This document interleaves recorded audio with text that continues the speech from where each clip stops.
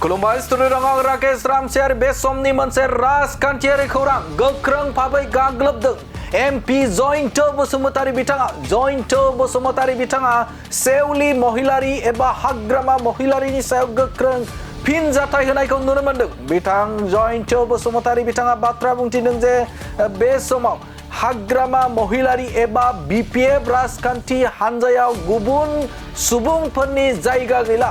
मानोना बे समाव बिथांमोना नखरारि राजखान्थिखौ खालामबाय दं। बिथांमोना नखरारि राजखान्थि होननानै बाथ्रा बुंथिदों। मानोना बे समाव हाग्रामा महिलारी बिथाङा सिगाङाव बाथ्रा बुंथिदोंमोन जे बे समाव सेवली महिलारी बिथाङा जे बिथांनो बिजाथि होआनो बाथ्रा बुंथिदोंमोन।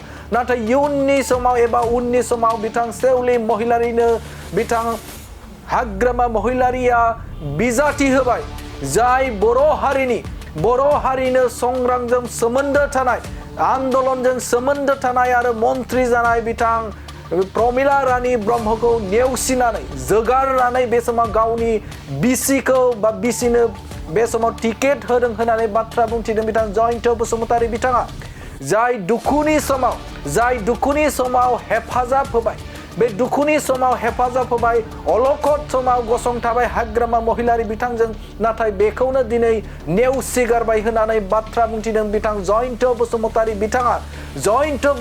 बिथाङा बाथ्रा बुंथिदों जे सेवली महिलारी बिथाङा दा बे समाव बिथांनि लाइफ स्टेन्डार्ड आरो बिथांनि जे थानाय बिथांनि जे वाशरुम खालामनो थाखाय बे समाव गारि बाहायनायनि सायावबो बाथ्रा बुंनायखौ नुनो मोनदों बिथां जयन्त बसुमतारी बिथांखौ। जयन्त बसुमतारीया हाग्रामा महिलारीखौ एबा बिपिएफ राजखान्थि हान्जायाव जाय बिथांमोना बिपिएफ खालामनानै दङ बिथांमोनखौ बुंथिदों जे बे समाव बिपिएफ खालामनानै बे समाव मा मुलाम्फा। मानोना बे समाव बिपिएफनि गोबां सुबुंफोरानो मोननो हायाखै बे समाव बिजाथि बिलाइखौ एबा बिजाथिखौ मोननो हायाखै। मानोना बे समाव हाग्रामा महिलारीया गावनि नखरारि राजखान्थिखौसो फेहेरनो थाखाय बिथाङा नाजादों होननानै बाथ्रा बुंनायखौ नुनो मोनदों बिथां जयन्त बसुमतारी बिथांखौ। होबाय दा बिपिएफआव होमबालाय गुबुन मानसियानो गैलिया।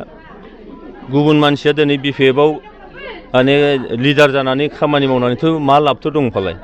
गाबोन देरहालाङोब्ला बोरैबा जुदि देरहाफ्लांबाय बायोब्ला मन्थ्रिनि खोथा होनोबा बे गावनि फेमिलि बाथ्रायानो फैगोन बे अभियासलि।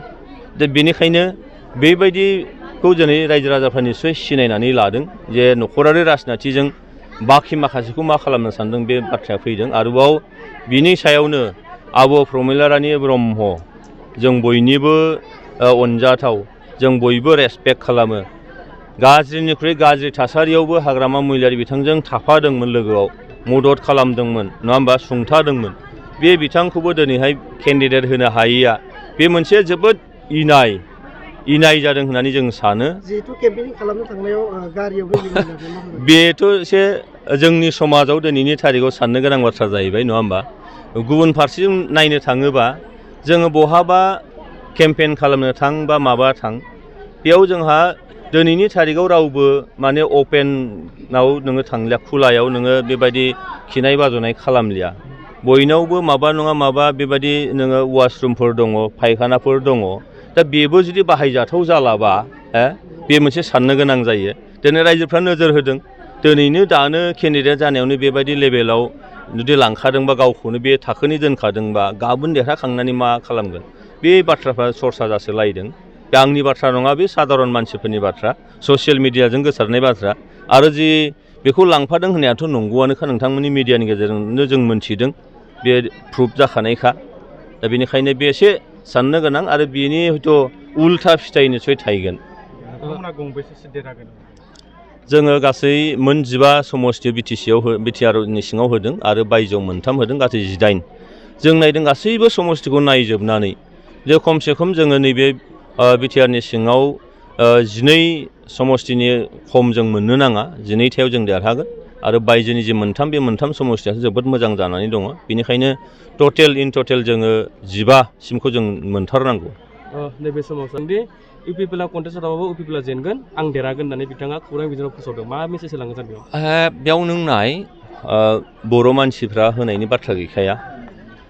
बिनिफ्राय मुसलमान जि भटार्स बिसिनि भटखौबो मोनगोन होननानै दा सानखा दिनै बिथांमोना नायदों जे काउन्सिलाव मोननैल' राजनिति हान्जा दं बेयाव आइदार BPF अर UPPL बे मोननैनि गेजेरावनो भटआ थांगोन दा थाङोबा दिनै BPFआ हाग्रामा महिलारिया बुंना लाखादों जे दा BPF गैलिया NDA आरो सरकारखौबो NDA हिसाबैनो दाबाय दा बेखायनो बे मुस्लिम जनगोष्ठीनि भटआ निस्सयकै BPFजों थांखानाय नङा आरोबाव माखासे जाथिफोर दङ जेरै राजबंशी होन नैबाव आदिबासि हयथ' जोबोद खम दङ दा आदिबासि सान्थालिफ्रा दिनै BJP बा BJPनि एलायन्सआव भट होनो नागिराखै दा बे गासैखौबो अंकखौ नायोबा बिथां रायजल दलनि बिजाथिया जि बाथ्रा बुंदों बियो अंकआव बोरै खालामदों आं मिथिया खिन्थु जोंनि अंकआव जाय अंकआ बयजोंबो एक्सेप्टेड बे अंकआव खिन्थु गोरोबनाय नुवाखै बे मालाबाबो देरहाया फैलाजे बरगयारी जोंनि